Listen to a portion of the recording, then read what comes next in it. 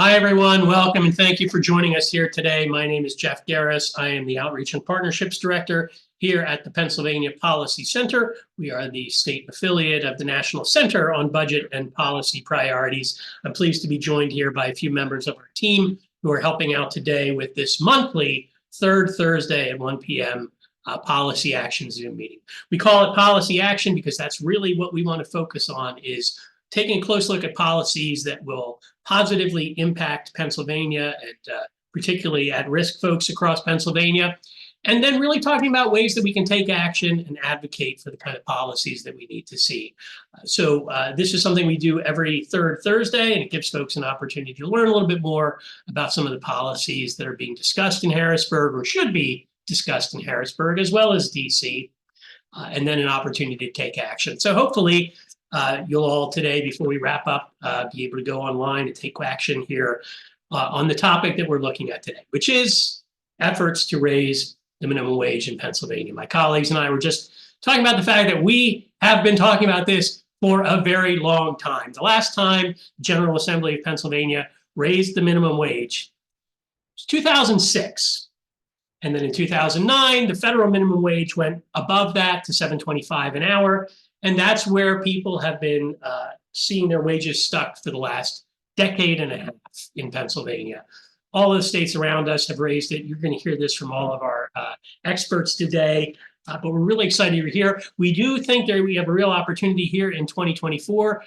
Governor Shapiro made very clear in his budget address at the beginning of this month that he wants to see a $15 an hour minimum wage here in Pennsylvania, along with a lot of other things that we care about: funding for schools, healthcare, housing, all of the issues that matter so much to people across this Commonwealth. So on that note, we will be looking today at efforts to raise the minimum wage in Pennsylvania. We are really pleased to have with us a couple of real experts here. I do want to let folks know we do have it set up, I think, so that all of your lines are muted at the moment. What we will do is we'll take questions from each of our panelists. We'll take some questions at the end. If you have a question, you can type it in the chat.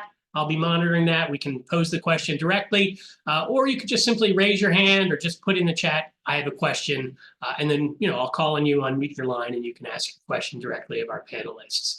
So that's how we'll do that today. Again, really excited to have with us two folks who have been real leaders and champions for seeing economic justice here in Pennsylvania.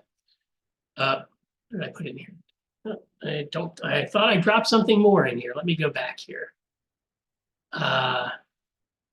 Sorry, I dropped your contact info in there. So you now know how to get a hold of Angela. That brings me to our introduction of our guests. We're going to hear first from Claire Kovach, a great colleague and friend to us here, who has done some tremendous research and work looking at the issues impacting Pennsylvanians, and particularly the minimum wage. Claire recently published an updated report about the minimum wage in Pennsylvania and how Pennsylvania would benefit from a $15 an hour minimum wage. We're then going to hear from Angela Valvano, who is the executive director of Better Pennsylvania. I should say, too, Claire is the senior research analyst at the Keystone Research Center. Angela is the executive director of Better Pennsylvania, a great ally in the struggle for working people and for the things that families across Pennsylvania and individuals, young and old, need in order to not just survive, but to thrive as well. So we're really pleased to have them here. I'm going to turn it over first to Claire. Claire, why don't you take it away? Thank you very much, Jeff. And thank you to the Pennsylvania Policy Center for having me. Yeah, so my name is Claire. I'm a sociology PhD whose research largely focuses on the expense of being poor. And boy, howdy, does the minimum wage research fall right into that category. So I'm going to start off with a map that might be familiar to many of you. I bet this map has been updated a dozen or more times as Pennsylvania's minimum wage stalled at $7.25. And every state that borders ours has raised theirs, some many times. You could extend this map from Virginia all the way up to Maine and only capture one other state who hasn't raised their minimum wage. That's New Hampshire. But if you extend this map to the entire United States, you'll see that 30 out of our 50 nifty states, plus Washington, D.C., have raised their minimum wage. In this map in particular, Delaware and Rhode Island are actually scheduled to hit $15 an hour in less than a year. So our minimum wage has been $7.25 for nearly 15 years. To give some context to that 15 years, the last time the minimum wage was raised was the year President Obama was inaugurated for his first term. It's the year Captain Sully Sullenberger landed the plane on the Hudson River, the Miracle on the Hudson. And it was the year Miley Cyrus's Party in the USA song was released. And although that song is it's timeless, our $7.25 minimum wage shouldn't be. So where are we at now? The governor has proposed a $15 an hour minimum wage by 2025 in his budget this year. And last year, the House passed a $15 per hour minimum wage bill aiming for 2026. We've been having this policy conversation for a long time, but still somehow there are persistent myths or misconceptions that circulate this discussion. So one of these is that people think that it's only teens flipping burgers working for pocket money who would benefit from a $15 per hour minimum wage in Pennsylvania. But the data show that's far from the truth. 84% of workers who would see their wages rise as a result of a $15 minimum wage, these aren't teens, they're adults, they're people with families, people with children of their own. In fact, over 1.3 million Pennsylvania workers would benefit from a $15 an hour minimum wage. These are our leisure and hospitality workers, our frontline retail workers, our essential education services, healthcare, and social assistance workers. Some are folks who work in jobs that are projected to be in the highest demand in our state over the next decade. And these wages are too low to attract the number of workers we need, especially for home healthcare workers. So how do we know all this? Well, a few weeks ago, Keystone Research Center released a report on the demographics of who benefits. The proposal modeled was 15 by 2026, and we used census data to show things like how over 60% of the workers who would benefit are women. 31% of the workers who would benefit are people of color, despite only accounting for 26% of Pennsylvania's population. Over 1 in 4 workers who would benefit have a child of their own under 18 living in their household. So even more who would benefit are parents. So we discuss in this report the educational attainment of workers who would benefit. We highlight how a good portion of them are those with some college but no degree. So these are folks who don't benefit from an educational credential, but are most often burdened with a lot of the debt of one. We discuss how corporate profits, neared their all-time peak in 2023, while inflation cooled, unemployment was down, but still 1 in 4 wholesale and retail trade workers earned under $15 per hour. So the report is full of good information that helps bust some of these persistent myths, including the ones about the age of the workers who would benefit. This is a breakdown of the age. So to accompany this statewide report, we released a series of fact sheets. These fact sheets show a county, state senate district, state house district breakdown of who would benefit from a $15 per hour minimum wage in Pennsylvania. So how many workers, what percentage of that area's workforce? How many people of color, women, how many work full-time, and so on. And they're available now on our website to browse at keystoneresearch.org. We'll drop the link at the end in the chat. So while these fact sheets are already released, today I can give you a little sneak peek at an infographic we recently put together and are fine-tuning before we release it.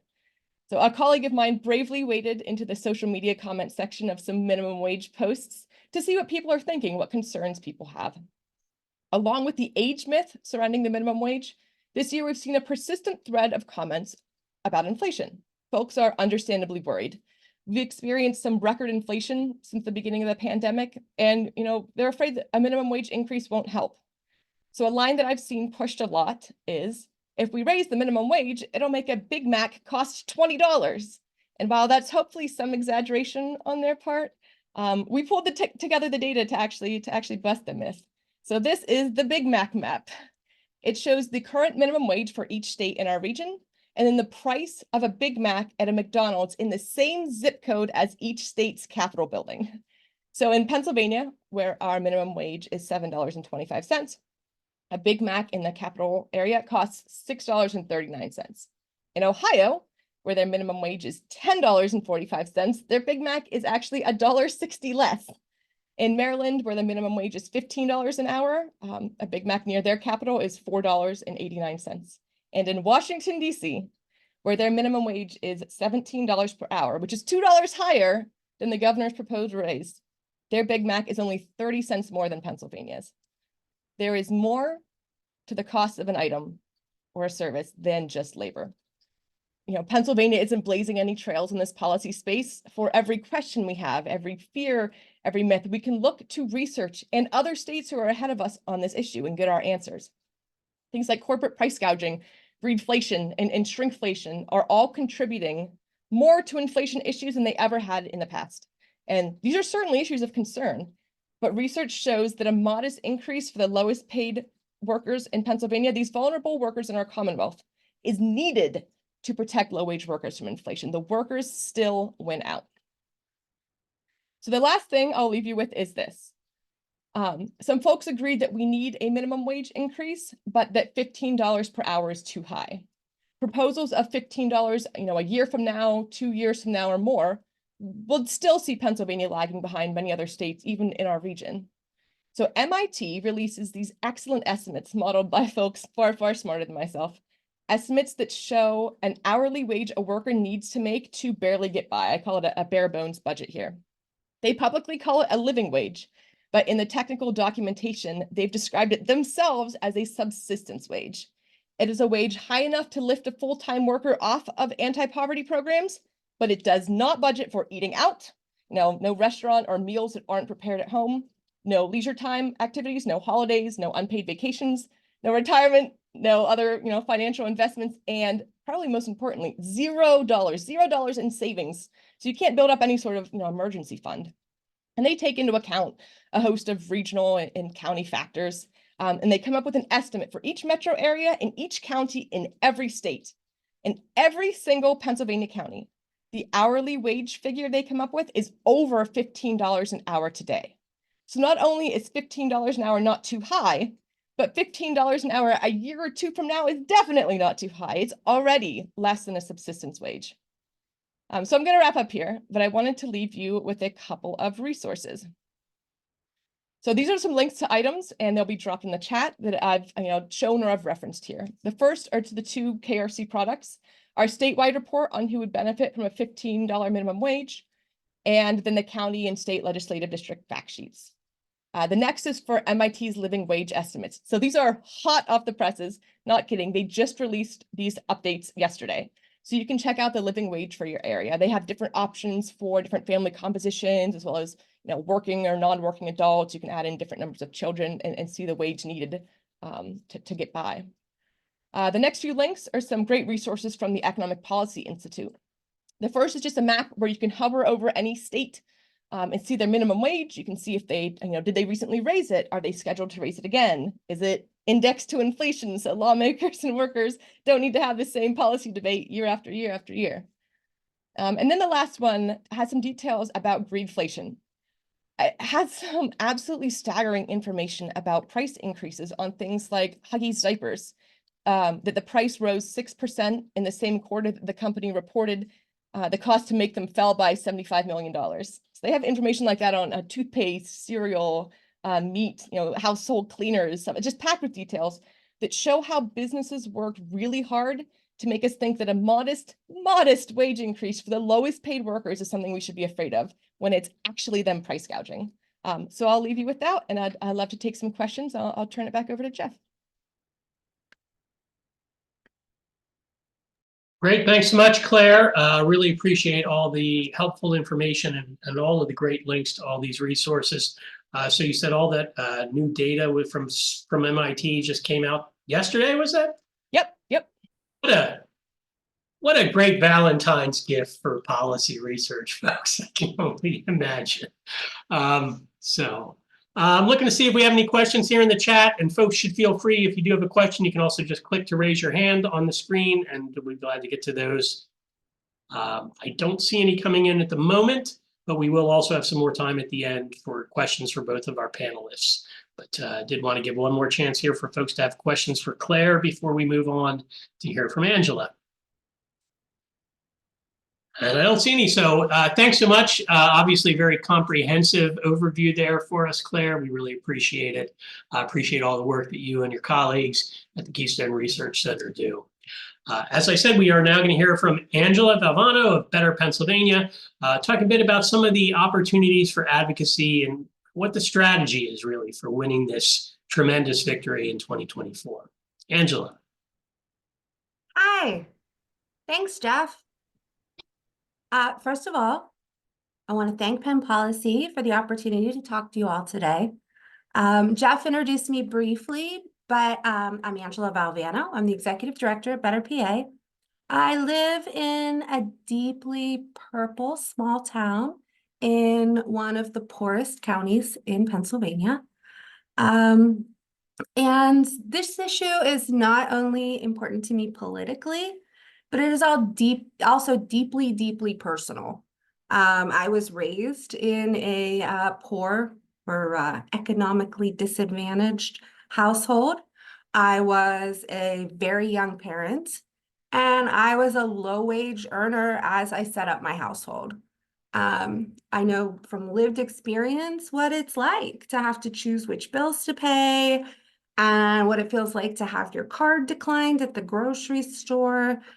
And furthermore, I know that many of my neighbors still know this feeling on a daily basis.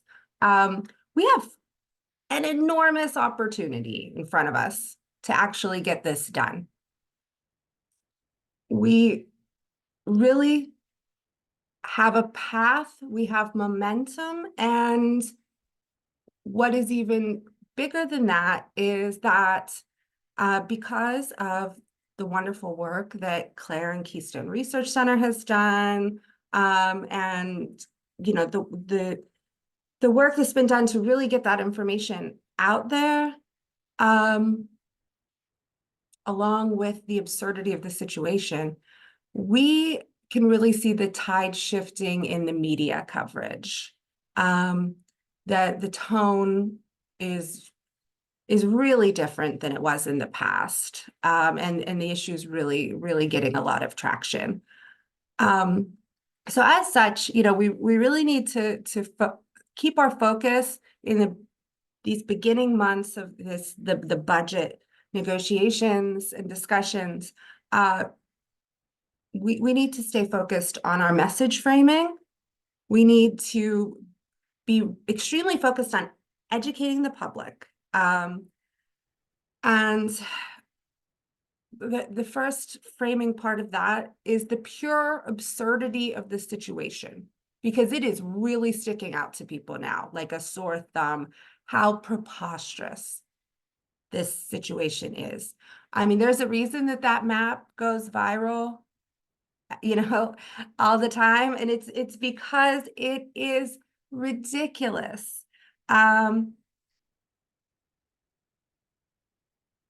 Pennsylvania not raising the minimum wage since 2019 is leaving workers struggling all over the Commonwealth to make ends meet. It has a significant impact on the lives of low-wage earners.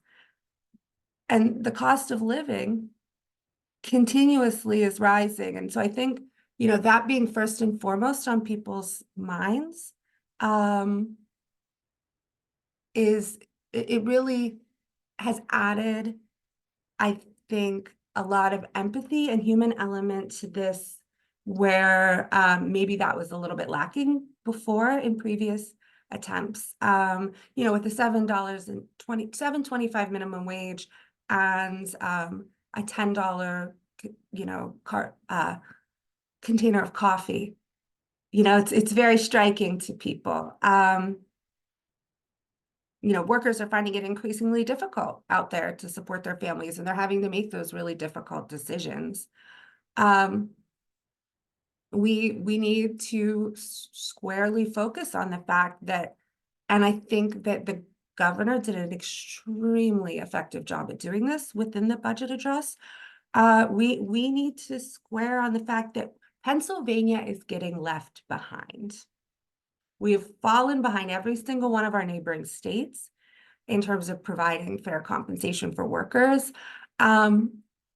It's always effective to say even West Virginia, and I say that with love to my West Virginia organizing friends who I love dearly. I love West Virginia. But I mean, that hits for people. That's not where you want to be. That's not where you want to be. West Virginia's minimum wage as of this year is $10 an hour. So, falling behind like this doesn't just perpetually increase financial hardship. It doesn't just perpetuate that cycle, but it's also perpetuating income inequality. And that is really something that I think we should put squarely in the middle of our framing. The consequences of inaction are far-reaching. Low-wage workers are struggling to cover basic needs like housing, healthcare, and education. They have to make those choices that we talked about between bills and food on the table. And it's not just affecting quality of life, but the reality is it affects Pennsylvania's economic growth. It is, I mean, this is an economic growth and economic development issue. When workers can't meet their basic needs, it dampens their ability to contribute to local businesses.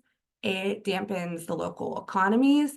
When you have areas of the state with a higher concentration of low-wage earners, you're kind of putting the lid on growth in the poorest areas of the state that really need economic development. And as we've seen, years and years and years, 15 years go past with complete inaction, the public sentiment is, as this situation becomes more and more absurd, is shifting in our favor. Like the news coverage has really pointed to that. The first week of January, stories about surrounding states raising their minimum wage while Pennsylvania was stuck at $7.25 an hour definitely seemed to take a more aggressive tone. That graphic gets more and more viral by the year. And the public is primed to agree that it's past time for action, especially if we're able to have strong messaging that assuages their concerns that they have in the back of their mind, whether they're, whether those concerns are justified or not. We need to respond to their concerns about the perceived counter effects of raising the wage. And so that's the second big part of the framing here, is that we have to combat these arguments about cost increases, which are totally not true. Claire had that beautiful Big Mac tracker. We hear it over and over again from reporters on press calls, the comment section of all of our social media when we advocate around this. But it isn't backed up at all by data. And so having things like Claire's research is so powerful. And just to loop in Penn policy here, I believe Mark Steer a few years ago did a very similar thing with the price of pizza in pizza shops in Pennsylvania's neighboring states, all of which have substantially raised the minimum wage, and found that there was not a substantial difference at all in the average price of a pizza, even though the minimum wage in those states is 18 to 22% higher than it is in Pennsylvania. I think that it's very powerful to hit back on some of these things by focusing on the fact that increasing the minimum wage puts more money in the hands of low-wage workers who are more likely to spend it on essential goods and services in their own communities. That this increase in the wage will stimulate local economies, and it will support economic growth. It'll support the very small businesses that the detractors say will be put out of business. And then, the final enormous framing piece here is that we need to not shy away from the fact that this is a moral imperative. That these are people in some of the hardest jobs in the most difficult industries, like home healthcare workers. I mean, people doing very difficult jobs are in this category of the under 15 wage. It is well past time for us to not leave these folks behind and to recognize the value of their labor. So I don't think that we should shy away in any way, shape, or form from that kind of moral framing, which is another thing I want to uplift that I thought that the governor did very, very well. Describing the minimum wage as a shanda, I almost, like my heart, I almost wept. I thought that was so wonderful, because it truly is. It is a disgrace. So, Claire's research really upends a lot of those talking points that you're going to hear, those often repeated, nonsense about how it is only teenagers working summer jobs who would be affected by a minimum wage hike. It's not the case. It's families, it's adults trying to support themselves, trying to support their children, and a Commonwealth that actively is okay with leaving those folks behind as a policy position. I don't think that's representative of who we are. And I think that the tide is shifting and that folks really feel that.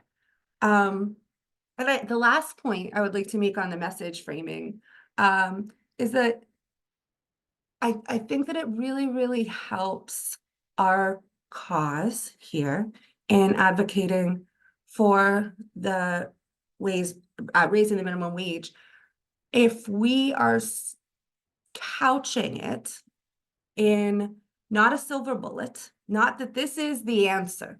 This is the silver bullet that is going to economically empower, all low wage earners in Pennsylvania. Because it isn't the sole thing that we need. It is a part of a suite of policy actions, policy priorities that we need to be advocating for. We need to be making the tax system more fair. We need to fully fund public education, and we need to support policies at every step of the way that puts money back in the pockets of working families, because we don't want our Pennsylvania families, and especially our low wage earning Pennsylvania families, to just be able to survive. We don't want folks to just be able to make ends meet. We want them to start to get ahead and to achieve financial stability.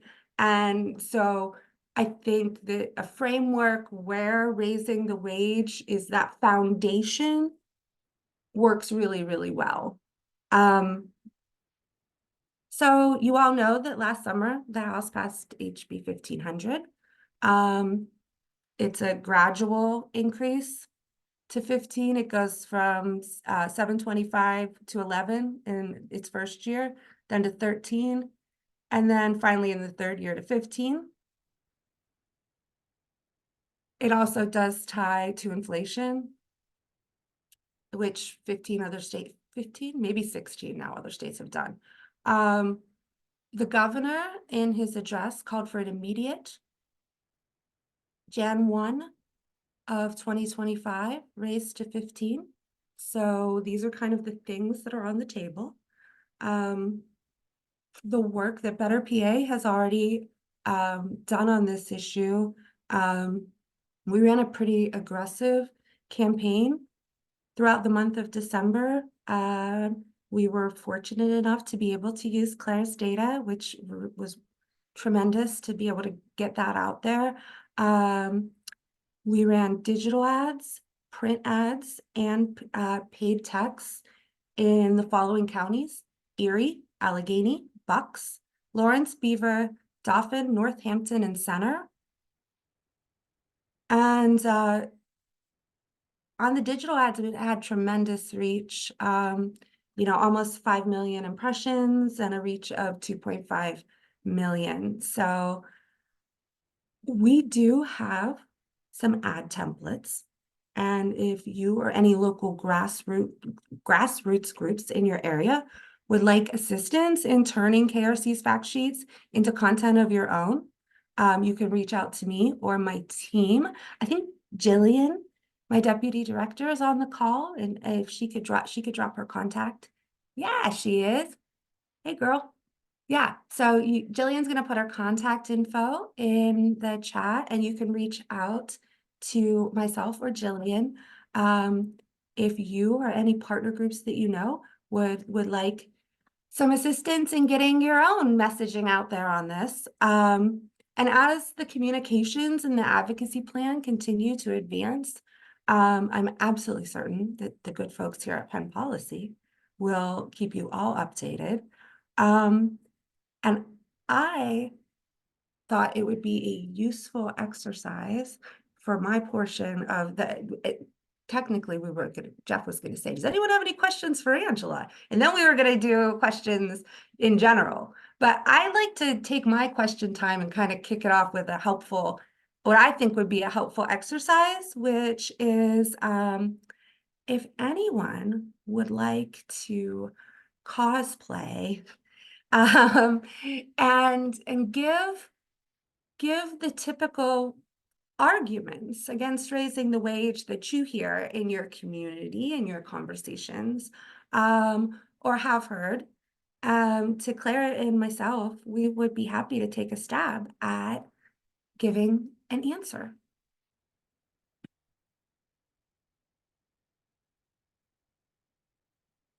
Don't everyone go at once. Yeah, you can unmute. Yeah. Just drop there in the chat that you can unmute your line and respond. We've set it up so you can do it. You don't need to raise your hand. So feel free to respond. What myths and lies have you heard on minimum wage?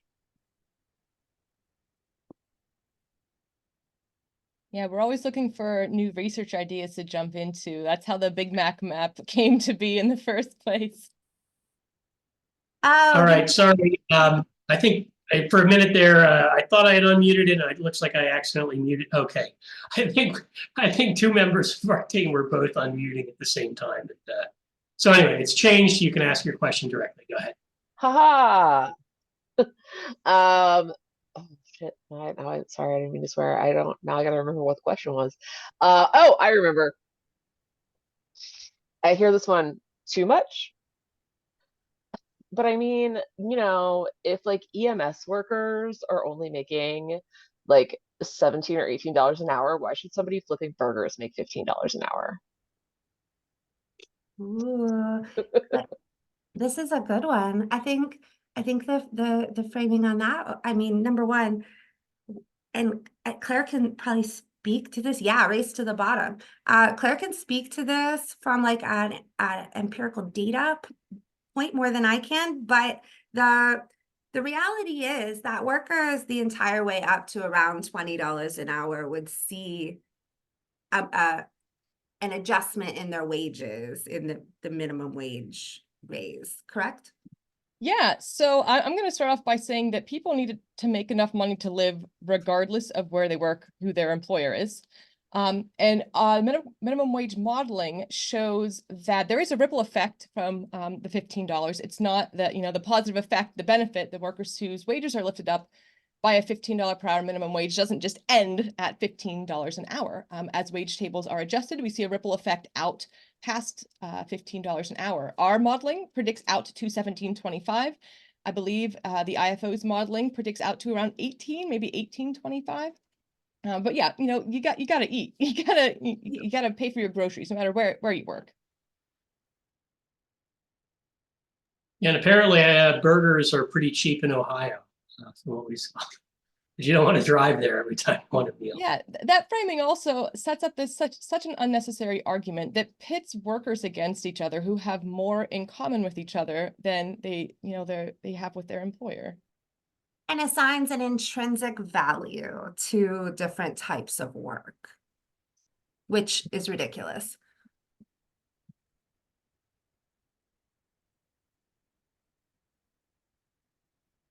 All right, so other myths you've heard. And again, we are set up so you can unmute and ask your question or give your example directly. I know one that comes up a lot on our social posts is basically minimum wage jobs were never intended to be jobs that someone works forever. Okay, like, okay. Once again, it's the bootstrappy mentality that that says the mindset is that if folks are working a minimum wage job, that it is because they want to be, and that there is some personal fault, whether it's moral or, and so that's why that is kind of why I think that using the moral framework to flip that is really good. And it's that work is valuable. All work is valuable. All labor has value. All people deserve to be able to make a living wage, a fair wage for their labor. And then the other big one that we get is, well, the market's taking care of that. And okay, I mean, if that was the case, there wouldn't be 1.3 million workers that would be affected by raising the wage. So, I mean, the data clearly shows, no, the market is not. What the market is doing is fine, is good, but income inequality is growing, and all that does is allow unscrupulous actors to take advantage of folks who are in vulnerable situations. And that's, once again, morally wrong. Yeah, so if we're So, going with a minimum wage, sorry, Jeff, it needs to reflect a minimum standard of living. You can go back to any number of FDR quotes about what the minimum wage is for, but research shows that $15 an hour is nearly too low at this point, but it's far, far better for workers than if we do nothing. Every day that we don't raise the minimum wage, we're saying that someone working full-time shouldn't be able to afford rent and groceries. We're saying, hey, we think your current job needs done, but we don't think you deserve to make enough to live. And that's the problem. thanks, Claire. Thanks, Angela. I see Adrian put there in the chat, one example is businesses will flee the state because it'll be too expensive to pay their workers. I've heard that one. Yeah, I'd like to put that on you to prove that. Show me this mass migration of businesses in the other 30 states who've raised their minimum wage. If anything, they should all be just flooding to Pennsylvania because of our 725. But research shows that that's not the case. There's some great research that has taken advantage of different policies between states. And so they focus on economies along the border to show that that number one, that business flood doesn't happen. But what actually happens is that workers in, for example, Pennsylvania go to New York to get jobs because, since 2021, New York has paid all fast food workers in the state $15 an hour. So why wouldn't you, cross the border, drive an extra couple miles to get a job that pays a lot more? And I can tell you, I mean, I am on the Ohio border, and that is definitely a real thing. I was going to say one other one that I've heard, and I did put it there in the chat, is that, it's only teenagers who are getting paid minimum wage. I mean, it's okay to rip them off, I guess. And even I've heard it put forward as, this allowing them to pay teens such a low wage actually makes it possible for them to hire more teens and give more kids less money and it's probably worth their time to get to the job and the opportunity and the experience and value of learning what it's like to get stuck by the man. To develop valuable work experience. The old putt-putt golf argument. Yeah. I will tell you, I recall when I was first working a teenage job that I had at a restaurant. I was getting minimum wage. It was $3.25 an hour then. And Ronald Reagan, the president at the time, proposed, why don't we have a teen minimum wage and then make it only $2.50 an hour and let them pay people under the age of 18 even less, because this will give more like, as though like a McDonald's, it's like, well, we really only needed one person to run the fryer, but we can pay them half, so we'll hire two. Like, that's going to happen. You know, that was the kind of stuff that we heard at the time. So anyway, From the man who brought us trickle down. From the man who brought us trickle down. Yeah, the zombie myth that will not die. No, there's not much evidence to support the idea that the best way to help people, you know, get ahead is by only taking care of the billionaires and the richest people in the country. Because, you know, just like if you have 3 dogs, you know, instead of giving them each a meal, just give all the food to the biggest dog, because, you know, he'll share it with the others. That's how trickle down works. So. Yeah, so there's Anyway, something else that when we hear people say, "Oh, this only impacts teens," I mean, we have the data to show that it doesn't. But that conversation is always coupled with, you know, teens are only working for pocket money.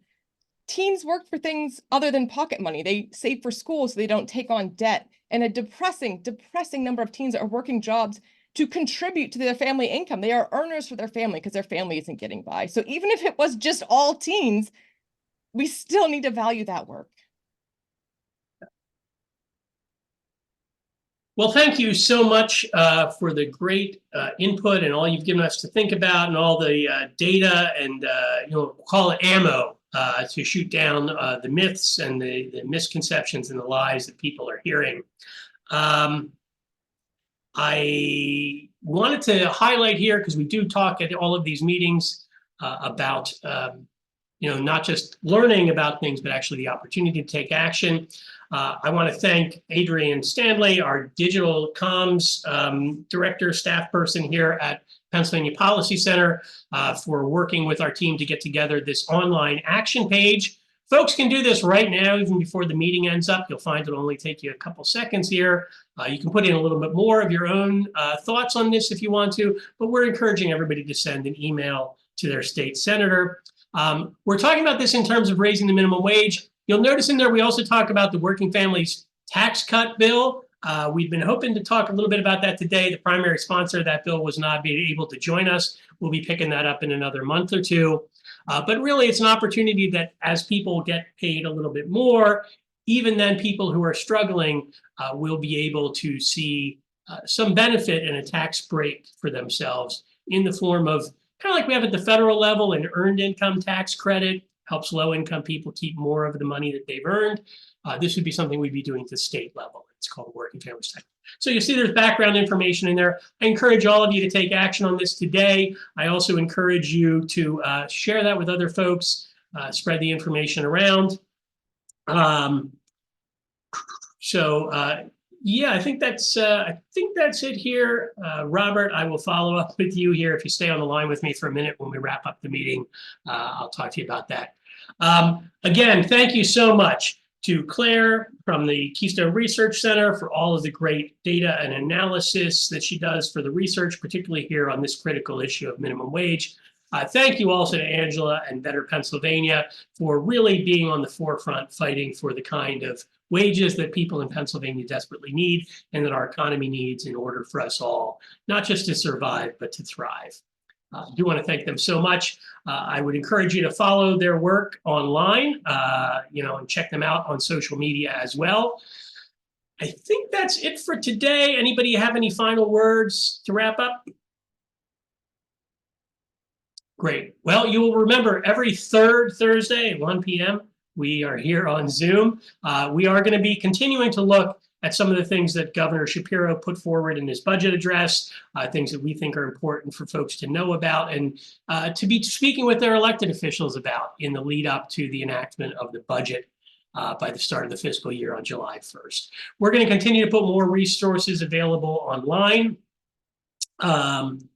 Yep, I think that's it. Again, thanks so much, everybody. Thanks for joining us here today. Take care. Adrian, keep the line on for a minute. I'm just going to talk with Robert here as people get out. Thanks so much, everybody. Have a great day.